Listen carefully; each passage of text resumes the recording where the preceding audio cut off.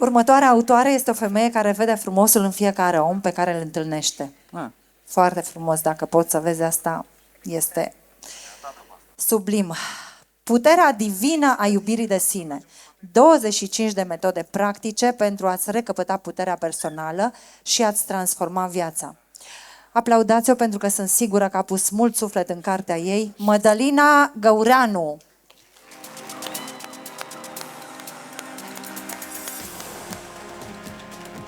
Bună!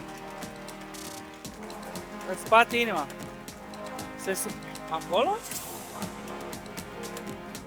Ok.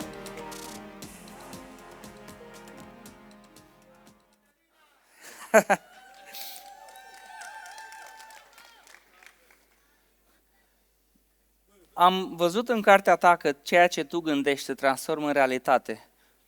Cum înveți într-o singură frază un om să facă asta? Să fie ceea ce simte. Fiecare om s-a născut cu o voce. Faptul că sunteți astăzi în această sală, pentru mine este semnul că vocea voastră este importantă și că urmează să o puneți într-o carte. Vă invit pe tine, da, și pe tine, pe voi toți, vă vreau un programul Leadership Createra. Hai mă! Îi vrei, adică îi trimiți la mine, cum ar veni?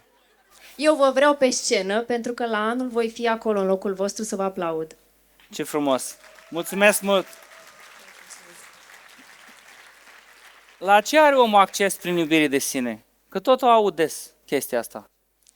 La faptul că imaginea lui despre sine cu imaginea publică este aceeași. Wow. Și are puterea și încrederea de a fi în public, de a fi pe scenă și de a vorbi în fața oricărui public, indiferent de numărul acestuia. Deci tu îndrăznești să spui că omul devine la fel de nonșalant când se uită în oglindă și când se uită în ochii celorlalți? Da. Îmi place cum sună. Îți mulțumesc și te felicit pentru mulțumesc. curajul tău.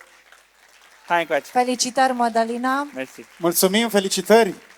Cum ar spune Mădălina, te vreau în echipa mea.